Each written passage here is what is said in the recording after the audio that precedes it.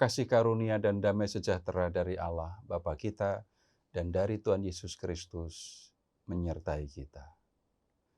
Saudara-saudara, Tuhan Yesus datang untuk mencari dan menyelamatkan orang-orang berdosa. Dan orang-orang berdosa di zaman Yesus rupanya banyak yang senang dengan Yesus. Senang untuk ada di dekat Yesus. Senang untuk mendengarkan pengajaran Yesus. Kita bisa melihat hal ini dalam Injil Lukas bab 15 di ayat 1. Para pemungut cukai dan orang-orang berdosa biasanya datang kepada Yesus untuk mendengarkannya. Kalau di ayat ini digunakan kata biasanya, itu berarti berulang kali orang-orang berdosa, orang-orang yang dianggap berdosa itu senang datang kepada Yesus. Berulang kali mereka datang untuk mendengarkan apa yang diajarkan, apa yang disampaikan oleh Yesus. Ada suasana gembira. Tetapi rupanya ada orang-orang yang merasa diri tidak berdosa dan kemudian tidak senang melihat kedekatan Yesus dengan orang-orang berdosa ini. Siapa mereka? Kita bisa lihat di bab 15 ini ayat 2. Maka bersungut-sungutlah orang-orang Farisi dan ahli-ahli Taurat. Mereka berkata begini, ia menerima orang-orang berdosa dan makan bersama-sama dengan mereka. Untuk para ahli Taurat dan orang-orang Farisi yang merasa diri tidak berdosa, yang merasa diri dekat dengan Allah, orang-orang berdosa itu harus dijauhi. Kalau Yesus ada di dekat mereka, bersama-sama dengan orang-orang berdosa, ini tindakan yang dianggap keliru oleh para pemuka agama Yahudi itu. Tetapi perhatikan bagaimana kehadiran Yesus di antara orang-orang berdosa itu membuat mereka bergembira. Kedekatan Yesus dengan orang-orang berdosa itu ada tujuannya.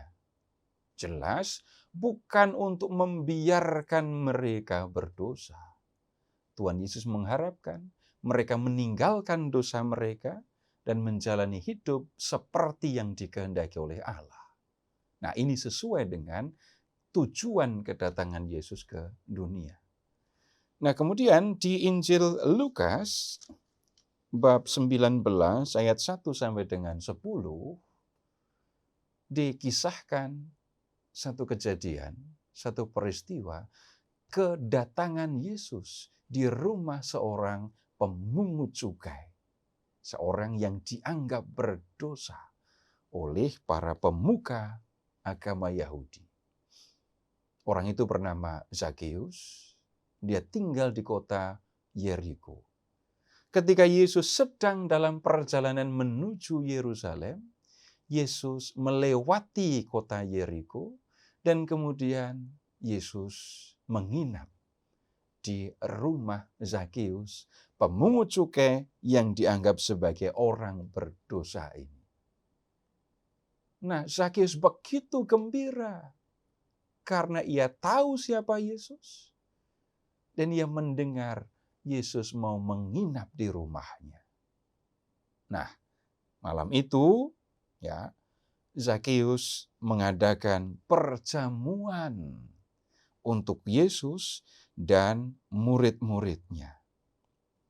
Dan tentu saja suasana di rumah Zakeus begitu ramai. Dan Zakeus sendiri merasakan sukacita yang besar karena Yesus datang ke rumahnya.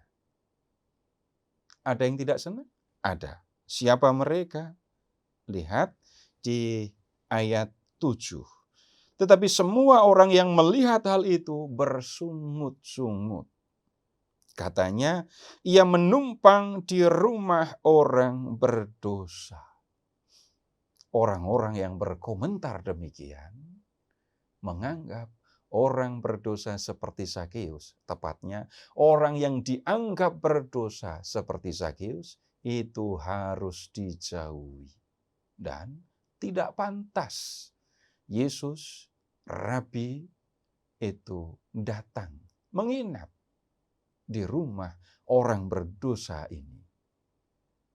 Tetapi Zakeus yang mengalami kegembiraan besar karena Yesus datang ke rumahnya, itu mewujudkan kegembiraannya dengan niat.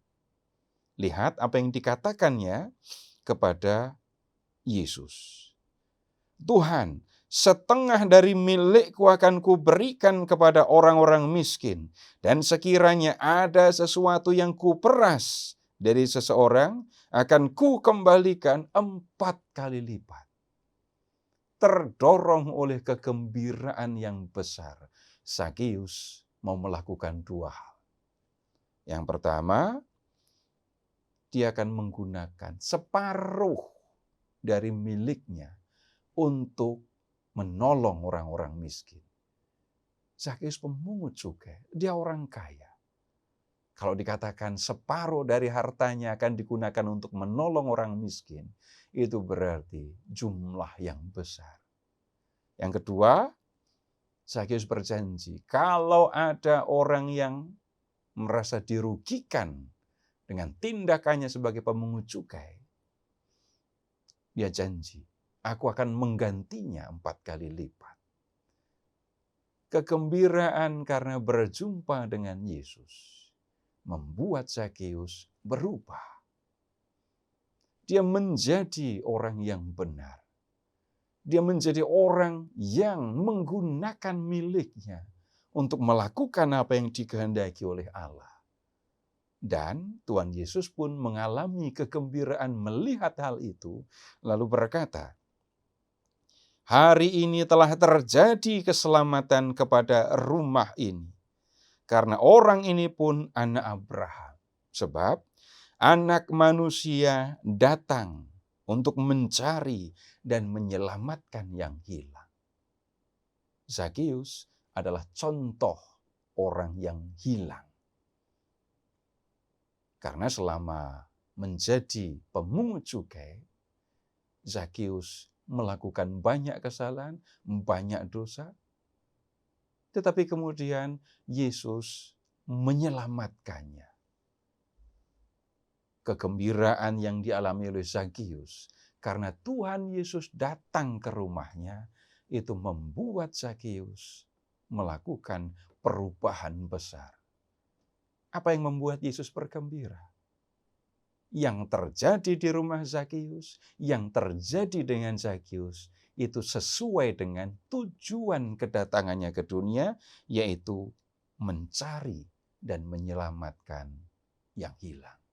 Nah, saudara-saudara, kalau kita memperhatikan kisah Yesus di rumah Zakeus ini, kita bisa belajar gembira karena berjumpa dengan Tuhan.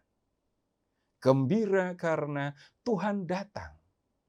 Nah, perjumpaan dengan Tuhan mendatangkan kegembiraan. Dan kegembiraan karena perjumpaan dengan Tuhan membuat kita tergerak, terdorong untuk hidup mengikuti apa yang dikehendaki oleh Tuhan.